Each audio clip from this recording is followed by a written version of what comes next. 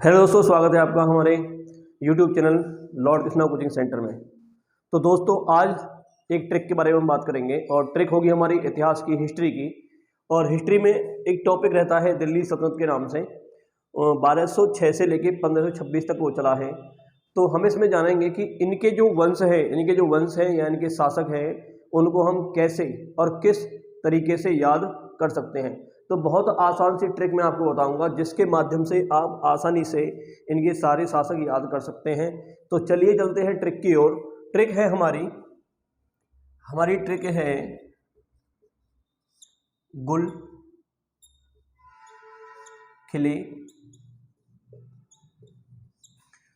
खिले तो सलाम। गुल खिले तो सलाम, बहुत आसान सी ट्रिक आपको याद करनी है। गुल खिले तो सलाम, बस ये याद करना है, बाकी इसमें कुछ है नहीं। गुल से सबसे पहले बन जाएगा, इसके अंदर जो सबसे पहला वंश है वो है गुलाम वंश। सबसे पहला वंश है गुलाम वंश। और खिल से बन जाएगा खिलजी वंश। तय से बन जाएगा अपना तुगलक वंश। से होगा हमारा सैयद वंश। और नाम से जगह लोधी वंश।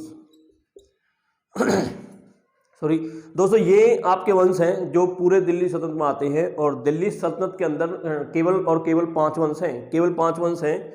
गुलाम वंश को ही दास वंश, ममलुक वंश, इलबारी वंश कहते हैं। ये जब आप टॉपिक के बारे में जानेंगे तो टॉपिक के माध्यम से हम अच्छी तरह से इनको जान पाएंगे कि क्या क्या नाम है इनके। यहाँ तो एक ट्रिक के माध्यम से हम याद कर रहे हैं कि कौन कौन से वंशों ने इसमें शासन किया है। तो गुलाम वंश को ममलुक, इलबारी वंश भी कहते हैं। इसके बाद खिलजी वंश आएगा, इसके बाद तुगलक, फिर सैयद, फिर लोधी वंश। तो बात करेंगे टाइम पीरियड की, तो 1206 से लेके 1290 तक शासन रहा है गुलाम वंश का। खिलजी वंश आया 1290 के अंदर, और 1290 से लेके 1320 तक शासन रहा खिलजी वंश का। फिर तुगलक वंश आता है और 1320 से लेके 1414 तक ये रहे हैं। उसके बाद सैयद वंश रहा, और सैयद वंश रहा 1414 से लेके 1451। और दोस्तों 14 से 51 से लेके 1526 तक रहेगा हमारा लोधी वंश।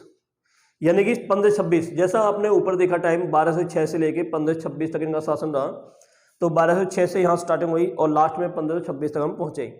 तो बहुत आसान तरीके से हम इनको याद करेंगे। 1206 से 1290, 90 से 1320, 1320 से 1414, 1414 से 1451, और 1451 से 1526। तो ये बात हमें सभी याद होगी है। बात आती है इनके संस्थापक की। तो गुलाम वंश की स्थापना की है कुतुबुद्दीन ऐबक ने। कुतुबुद्दीन ऐबक। खिलजी वंश की स्थापना की है जलालुद्दीन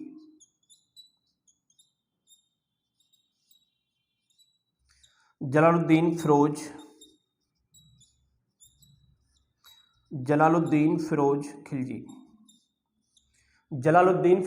खिलजी। तुगलक वंश की स्थापना की है गयासुद्दीन तुगलक।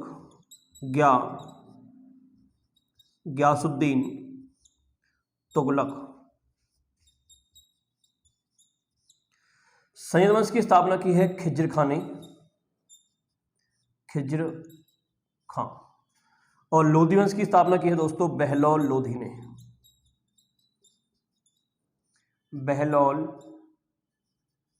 लोधी। ये रहे इनके फाउंडर यानी कि संस्थापक। इन शासकों ने इसकी स्थापना की। गुलाम वंश की कुतुबुद्दीन ऐबक ने, खिलजी वंश की स्थापना की जलालुद्दीन फिरोज खिलजी ने, और तुगलक वंश की गयासुद्दीन तुगलक ने, सैयद वंश की खिज्र खां ने, और लोधी वंश की बहलोल लोधी ने। तो इसके बाद जो इनके अन्य शासक आए हैं उनके बारे में थोड़ी जानकारी हम ले लेते हैं यहाँ पे। बाकी तो आपको पता है, पूरा जो कॉन्सेप्ट होता है, जो टॉपिक होता है, उसके अंदर हम इनके बारे में गहनता से जानते हैं। लेकिन इनके बारे में इनके उत्तराधिकारी थोड़े जान लेते हैं। इसका बेटा गद्दी पर बैठा था और जिसका नाम था दोस्तों आराम शाह। जिसका नाम क्या था? आराम शाह। शाह। आराम शाह के बाद इसका दामाद बैठा जिसका नाम था इल्तुतमिश, और इल्तुतमिश के बाद इसकी बेटी रजिया। रजिया के बाद दोस्तों बलबन, बलबन, और नीचे आपको शायद दिखाई नहीं दे रहा होगा इसके बाद। और बलबन के बाद मैं बात करूं तो बलबन के बाद होगा यहाँ पे लिख देता हूं मैं कैमुर्स। बलबन के बाद यहाँ पे कैमुर्स। तो ये कैमुर्स था इस वंश का अंतिम शासक। दोस्तों इसमें कैमुर्स और कैकुबाद ये दोनों थे चचेरे भाई। तो कैमुर्स और कैकुबाद रहे बिल्कुल लास्ट में, कैमुर्स और कैकुबाद। तो कैमुर्स की हत्या कर दी थी कैकुबाद ने, और कैकुबाद की हत्या की है जलालुद्दीन फिरोज खिलजी ने। तो उसके बाद गद्दी चली जलालुद्दीन फिरोज खिलजी की। इसके बाद जलालुद्दीन फिरोज खिलजी, जलालुद्दीन फिरोज खिलजी। तो जलालुद्दीन के बाद गद्दी बैठा अलाउद्दीन खिलजी।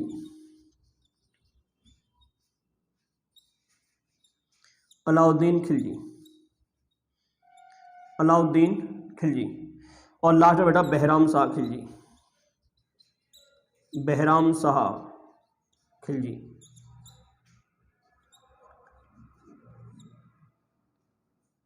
और कहीं कहीं लिखा आपको मिलेगा फिरोज शाह खिलजी,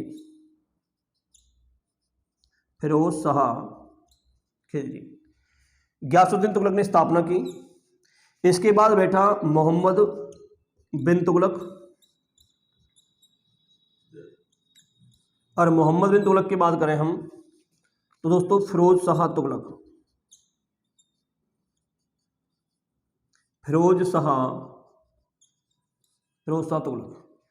खिजर खां ही पढ़ना है इस वंश का। जो खिजर खां है ये तैमूर लंग के साथ आया था, तैमूर लंग का सेनापति था। तैमूर लंग इसको भारत में छोड़ के चला गया और इसने यहाँ पे सैयद वंश की स्थापना की थी खिजर खां ने। इसके बारे में ज़्यादा कुछ पढ़ना नहीं होता। तो बहलोल लोदी संस्थापक रहा लोदी वंश का। और इसके बाद गद्दी बैठा इब्राहिम लोदी, इसका बेटा था इब्राहिम लोदी। और सबसे लास्ट का शासक, सॉरी इब्राहिम लोदी नहीं था भाई, ये था सिकंदर लोदी। ये क्या था? ये था सिकंदर लोदी, ये था अपना सिकंदर लोदी। और लास्ट का था इब्राहिम लोदी। लास्ट का कौन था? इब्राहिम लोदी। तो इब्राहिम लोदी के बारे में हम बात करें तो सबसे जो लास्ट का शासक था वो था इब्राहिम लोदी। तो इब्राहिम लोदी शासक रहा 1526 तक। 1526 में यहाँ पानीपत का पहला युद्ध होता है जिसमें बाबर के द्वारा इब्राहिम लोदी की हत्या कर दी जाती है। और इसके बाद ये जो दिल्ली सल्तनत है इसका समापन हो जाता है। इसके बाद मुगल वंश का शुभारंभ होता है भारत के अंदर। तो यहाँ तक थी दिल्ली सल्तनत। तो दोस्तों ये थे इनके कुछ फेमस शासक जिन शासकों ने यहाँ पे राज किया है, जिन शासकों ने यहाँ पे राज किया है। एक बात आप यहाँ पे ध्यान रखेंगे कि ये जो लोदी वंश है, ये जो लोदी वंश आपको दिखाई दे रहा है, ये एकमात्र अफगानी वंश है। ये एकमात्र क्या है? अफगानी वंश। तो क्वेश्चन आता है दिल्ली सल्तनत में कौन सा अफगानी वंश था? तो लोदी वंश वहां पे आपका राइट आंसर होगा। बात रही बाकी चारों की, तो बाकी चार थे तुर्की वंश। बाकी चार क्या थे? तुर्की। तो पहले चार जो वंश रहे दिल्ली सल्तनत के अंदर वो रहे तुर्की, और जो लास्ट का वंश रहा वो लोदी वंश था। और लोदी वंश था जो वो क्या था? वो था दोस्तों अफगानी वंश। वो क्या था? अफगानी वंश। तो एक वंश रहा यहाँ पे अफगानी और बाकी चार रहे यहाँ पे तुर्की। तो आपको कैसे और क्या ध्यान रखना है कि कौन सा वंश यहाँ पे अफगानी था, कौन सा तुर्की था। दूसरी बात आप ये भी याद रखेंगे कि भारत के अंदर केवल दो अफगानी वंशों ने शासन किया था। जो पहला अफगानी वंश था वो लोदी वंश था। दूसरा आगे पढ़ेंगे हम, शेरशाह सूरी के बारे में सुना होगा तो उसमें होगा सूरी वंश। तो दूसरा सूरी वंश था और पहला था लोदी वंश। तो भारत के अंदर आज तक दो अफगानी वंशों ने शासन किया था। पहला कौन था? लोदी, और दूसरा था अपना सूरी। तो ये थी दोस्तों हमारी ट्रिक दिल्ली सल्तनत की 12 से 6 से लेकर 1526 तक। ऐसी ही एक नेक्स्ट ट्रिक के साथ हम मिलेंगे और मिलते हैं एक ऐसी बेहतरीन ट्रिक के साथ। तब तक के लिए जय हिंद, जय भारत।